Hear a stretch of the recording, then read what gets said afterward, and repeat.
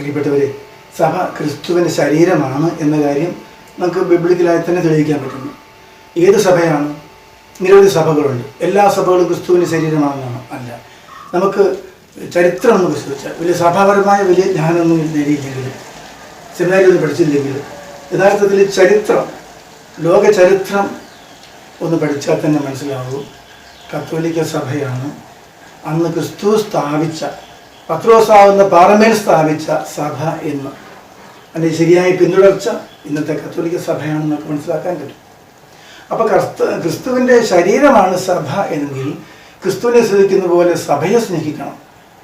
സഭയ്ക്കെതിരെ വെറുതെ ഈ വായനശാലയിലും കൾഷാപ്പിലൊക്കെ ഇരുന്ന് ഓരോരുത്തർ ഇങ്ങനെ പറയുന്നത് പോലെ തന്നെ പ്രമുഖ വേദികളിൽ പോലും പലരും ഇതിനെ ആക്ഷേപിച്ച് എന്തെങ്കിലും പറഞ്ഞുകൊണ്ടിരിക്കുമ്പോൾ നമ്മൾ സഭാസ്നേഹികൾ അത് കേട്ട് ലജ്ജിച്ച് തലതാഴ്ത്തിയാണ് പലപ്പോഴും ചെയ്യുന്നത്. കഷ്ടം, ഇങ്ങനെയൊക്കെയാണല്ലോ ഈ അച്ഛന്മാർ, ഈ മെത്രാന്മാർ, ഇങ്ങനെയൊക്കെയാണല്ലോ ഈ സഭ, ഈ സഭയിൽ തന്നെ ഇങ്ങനെ ആയിപ്പോയല്ലോ എന്നൊക്കെ ലജ്ജിച്ച് ഇരിക്കരുത്. ഈ പറയുന്നവരുടെ വായടപ്പിക്കാൻ തക്ക രീതിയിൽ സത്യമായ കാര്യങ്ങൾ മനസ്സിലാക്കുകയും അത് മറ്റുള്ളവർക്ക് പറയുകയും ചെയ്യണം. ചിലർ മാർപ്പാപ്പന്മാരെല്ലാം ദുഷിച്ചവരാണ്, വൃത്തികെട്ടവരാണ്, വിവരമില്ലാത്തവരാണ്, മദ്യപാനികൾ വീഞ്ഞു കുടിച്ച് ഇങ്ങനെ കിറങ്ങി നടക്കുന്നു എന്നൊക്കെ പറഞ്ഞ് പഠിച്ചിരിക്കുന്ന ഒത്തിരി പേര്. അതിൻ്റെ രാഷ്ട്രീയമാനവും കൂടി ഉണ്ട്. കമ്മ്യൂണിസ്റ്റുകാരുടെ പ്രധാന അജണ്ടയാണത്. ഞാൻ ഈ ദേശാഭിമാനി പത്രത്തിലൊരു 8-10 കൊല്ലം മുമ്പാണ് വായിച്ചു. നരകത്തിലേക്കുള്ള പാത എന്ന വലിപ്പത്തിൽ 4-ാം പേജിൽ എഡിറ്റോറിയൽ പേജിൽ എഴുതിയിരിക്കുകയാണ്. അപ്പോൾ ഇവർക്ക് ആത്മാവിൻ്റെ കാര്യമായിട്ട് ബന്ധപ്പെട്ട വിഷയങ്ങളെല്ലാം ആത്മീയതൊന്നും ബന്ധമില്ല. പിന്നെ നരകമായിട്ട് എന്താ ബന്ധം? സ്വർഗ്ഗം നരകമൊക്കെ വിശ്വാസികളുടെ വിഷയമല്ലേ. അതുകൊണ്ട് ഞാനിങ്ങനെ കൗതുകത്തോട് ഇത് നോക്കി. അപ്പോൾ എഴുതിയിരിക്കുകയാണ് അതിനകത്ത്,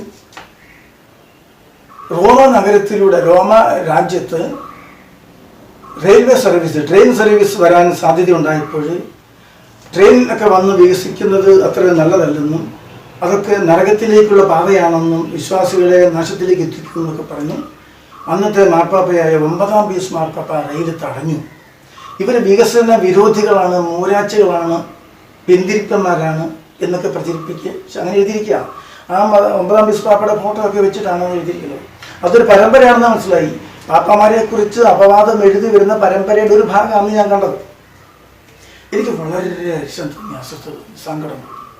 എന്ത് തെറ്റാണ് ഇവരെഴുതുന്നത്.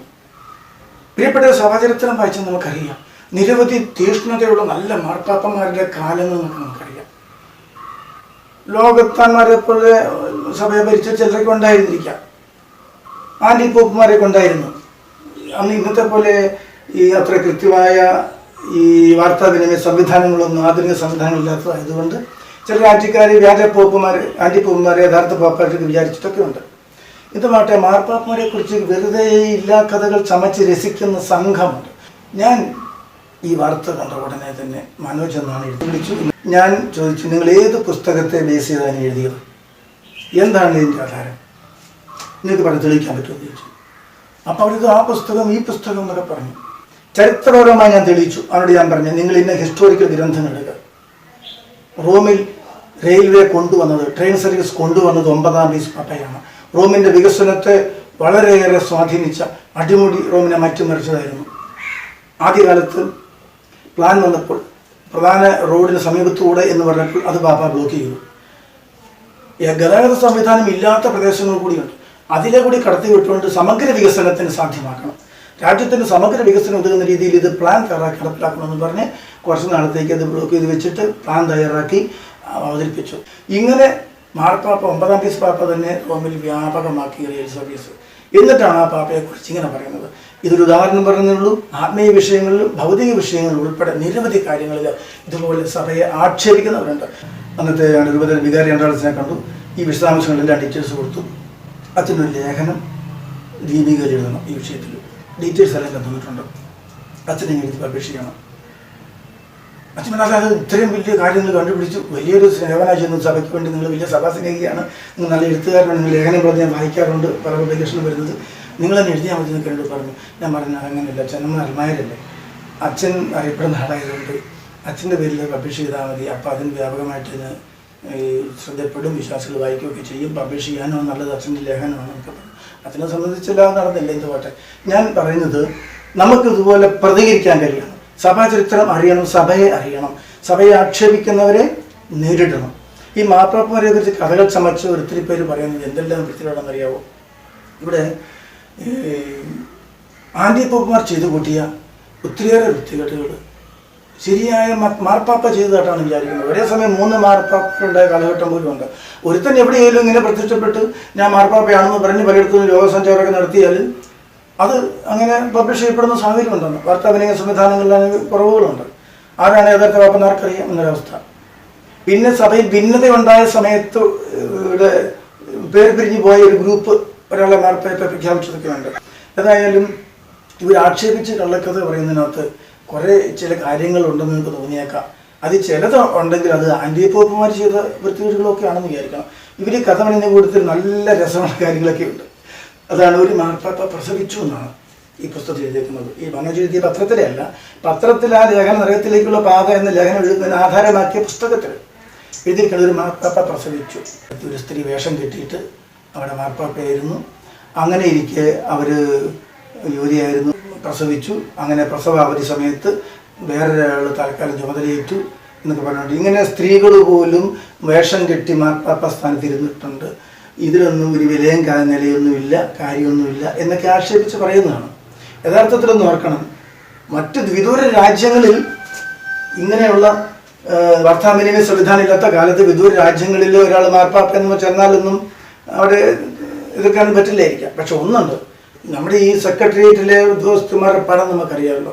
സെക്രട്ടേറിയറ്റ് ഉദ്യോഗസ്ഥ പടം പോലെയല്ല, അതിനേക്കാൾ ഭയങ്കര വലിയ സംവിധാനമുള്ള ഉദ്യോഗസ്ഥരും കർദിനാൾ സംഘവും ഡെയിലി അന്നന്ന് കാര്യങ്ങൾ സംസാരിച്ച് വിനിമയം ചെയ്യുന്ന കാര്യങ്ങളാണ്.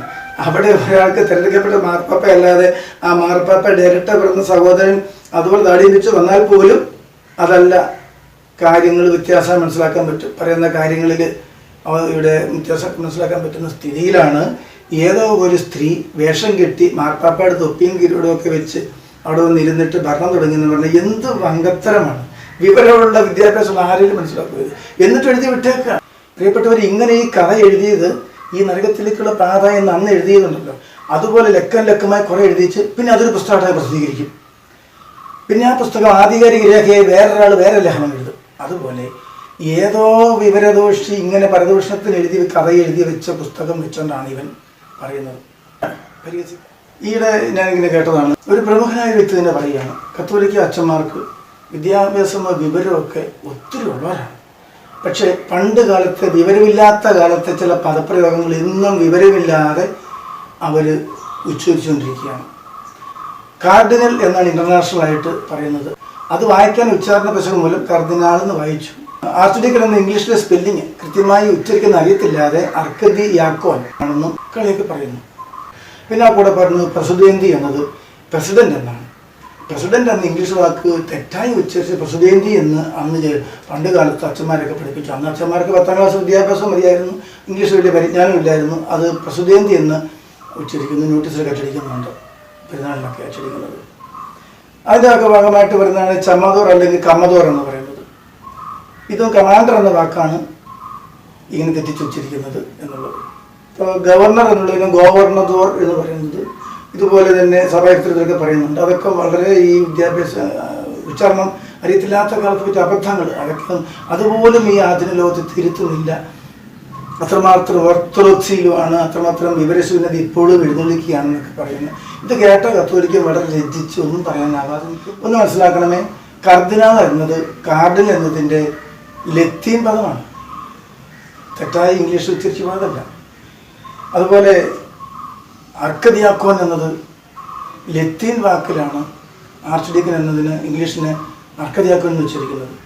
12ാം നൂറ്റാണ്ട് വരെ തിരുസഭയിൽ എല്ലാ രൂപതകളിലും മെത്താൻ സ്ഥാനം കഴിഞ്ഞാൽ പ്രധാന ചാർജ് ആർച്ച് ഡീക്കനായിരുന്നു. 12ാം നൂറ്റാണ്ട് മുതലാണ് വികാരി ജനറൽ എന്ന പോസ്റ്റ് വ്യാപകമായതും അങ്ങനെ മാറിയത്. അപ്പോൾ ആർച്ച് ഡീക്കൻ എന്നതിനെ ലത്തീനിൽ അർക്കദിയാക്കോൻ എന്ന് പറയുന്നു.